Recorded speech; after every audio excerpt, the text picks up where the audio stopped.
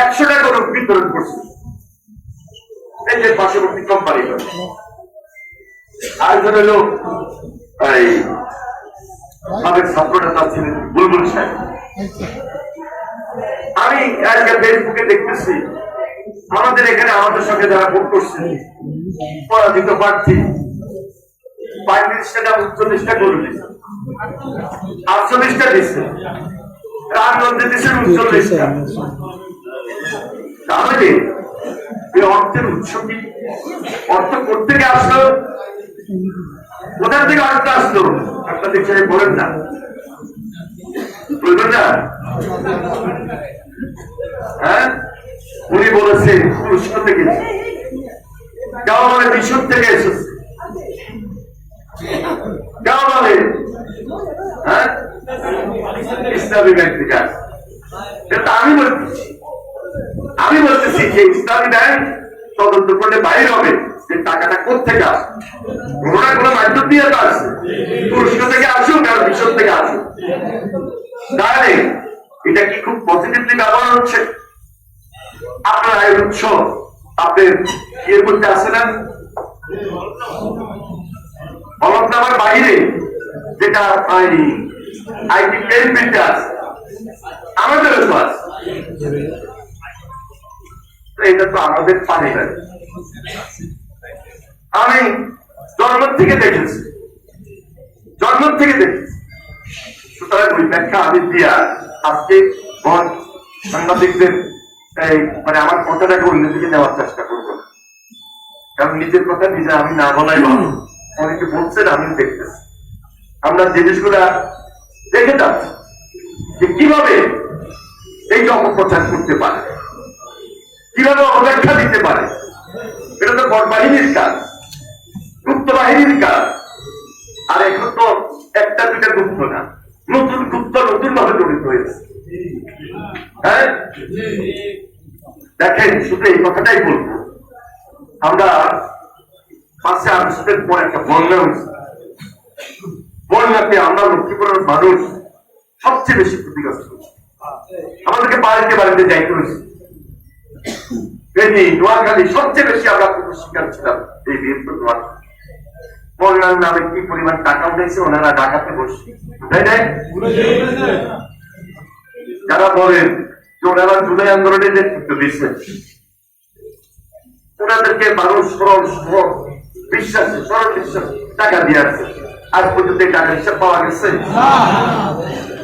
আমি তো শুধু জুলাই আন্দোলন করিনি, আমরা তো জানুয়ারিতে আন্দোলন করছি, ফেব্রুয়ারিতে করছি, মার্চে করছি, ডিসেম্বর পর্যন্ত আন্দোলন করছি।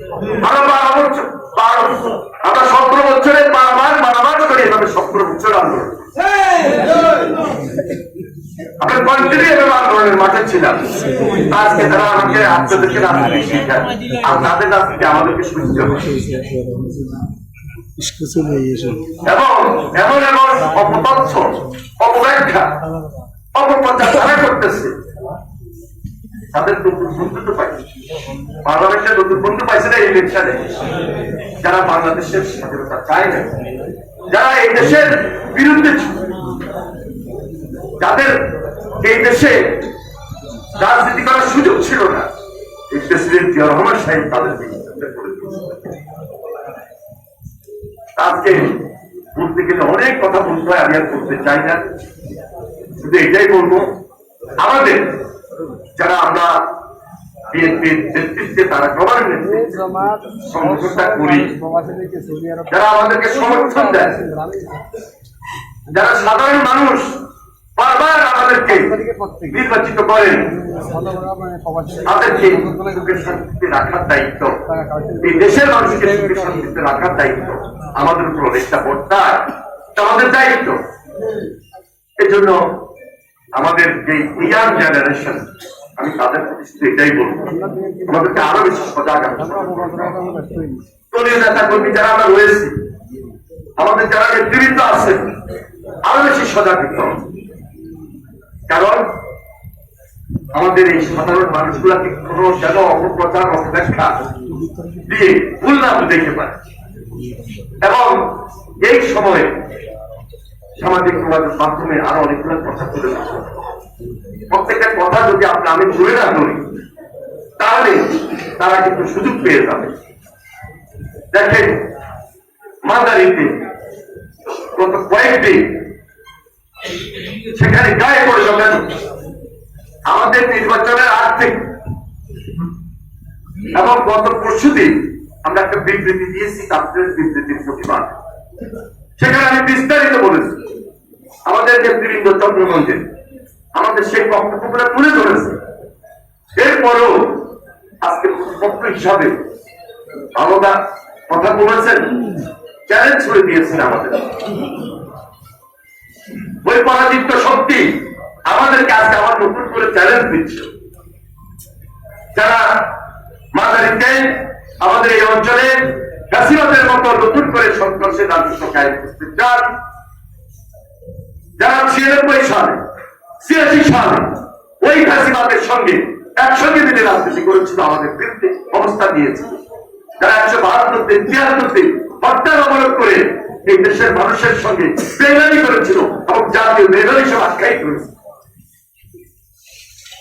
যারা মাঝে মাঝে চেষ্টা করে এখনো নতুন ভাবে একটা রাজত্ব কায়েম করার জন্য, এবং স্বপ্ন এমন ভাবে দেখতেছে যে প্রত্যেক সিং পেয়েছে আগামীবার এমন একটা পরিবেশ পরিস্থিতি তৈরি করবে আমাদেরকে জিম্মি করে তারা ওই ফ্যাসিবাদ স্টাইল ক্ষমতাটাকে নিয়ন্ত্রণ করার জন্য ওই দিবা স্বপ্ন নিয়ে তারা আজকে এই ধরনের কথাবার্তা বলে নতুন ভাবে আমাদের এই অঞ্চলের মানুষকে গায়েল করতে চায়। আমি এই জন্য বলবো আমাদের সকল নেতৃবৃন্দ সজাগ, আমাদের সকল নেতা সমর্থক এখন থেকে সামনে যে ইউনিয়ন পরিষদ নির্বাচন সেই দিকেও আপনাদেরকে কাজ করতে হবে।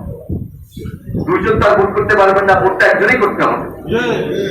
এখন থেকে আপনি যদি প্রস্তুতি না নেন তাহলে ওই সুযোগ তারা নিতে চাইলেও দেওয়া যাবে না।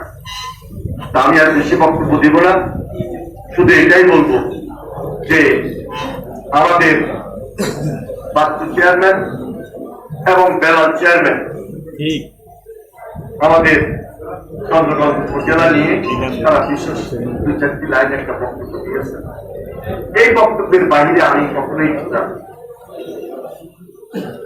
এবং এই যে আমাদের উপজেলা একটা দীর্ঘদিনের আন্দোলন ছিল, দীর্ঘদিনের সংগ্রাম ছিল, লড়াই ছিল।